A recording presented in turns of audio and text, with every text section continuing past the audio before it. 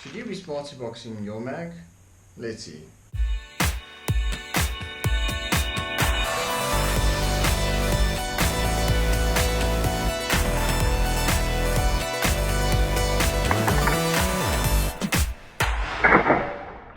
How's it going, guys? Welcome back to Quentin's in the Gun Guy. Today in Unpopular Opinion, we'll be discussing Smartieboxing your magazine, which is the action of alternating between hollow points and FMJs or full metal jackets.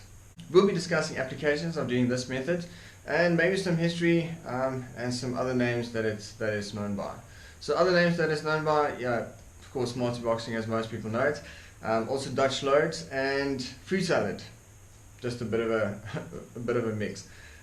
So what it means is that you are alternating between FMJs, the full metal jackets, and your jacketed hollow points. So why would you do this exactly?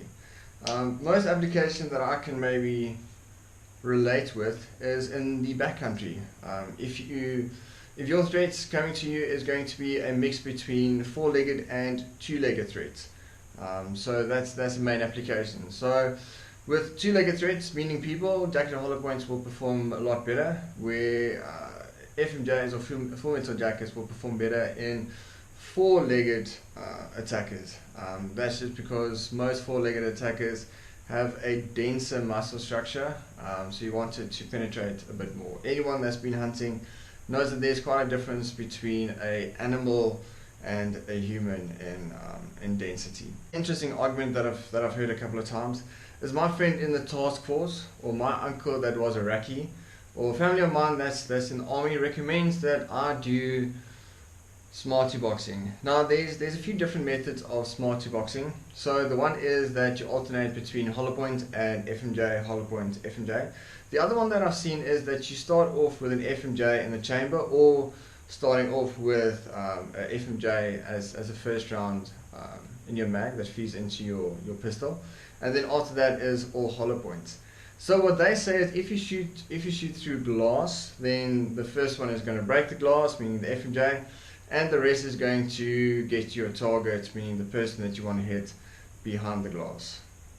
Now let's debunk some of those reasons. So firstly, that the person that told you in the army to do it that way has never shot with hollow points or never used this in an encounter or a international incident. The reason for this is because of the Hague Convention 1899. They say that it's not humane to use hollow points in a war conflict. Next up is shooting through glass or shooting through a window. So in most or all of the anti-hijackings courses that you see or that you maybe have done, is that you need to engage the threat through the windscreen. So everyone carries jacketed hollow points, so it's probably still going to hit your target once it goes through glass. Most of the modern rounds used for defensive purposes will have no problem going through glass. There are manufacturers making ammunition that claim that their bullets can go through glass and only mushroom once it hits soft tissue. So that's a plus point there. So reason for that, going FMJ, it's not a good one.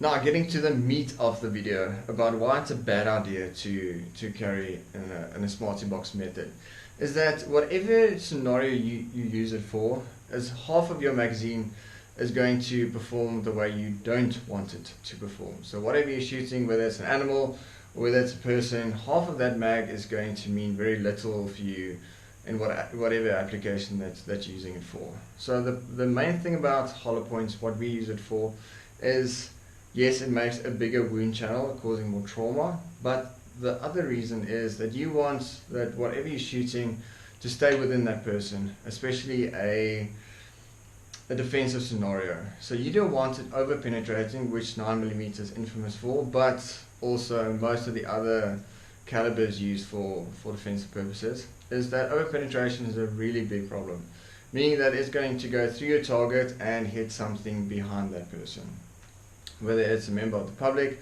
or whether it's property damage or anything like that. That's going to be a big problem for you as well. So that's going to get you in a lot of trouble, because you need to know what's behind your target anyway, but just for safety aspect, just use hollow points so it stays in your target and doesn't go through. Because you are liable for each pull of the trigger, it's good to relate this to each pull of the trigger is connected to a lawyer. So whatever happens, whenever you discharge a firearm, whether it's in a self-defense, a successful self-defense scenario or not, you are going to go to court, probably. And then you basically have to defend yourself in the court. So that's going to be an expensive process. And then going with an FMJ causing a lot more damage and probably not stopping your attacker like you want to, that's going to stack the odds against you. So I'm not offering legal advice at all, but I'm just saying stay with something that works, that stays in your attacker. And that's it, guys. Nice and short video. It's not going to be super extensive because it's a bit of a stupid subject to cover, because I can't believe that people still think this way. Rather keep your FMJ bullets for the range and not for self-defense. If you like this video and you like the Unpopular Opinion series, give me some ideas, something that you want my opinion on, something you want debunked. Please like, share and subscribe. Cheers.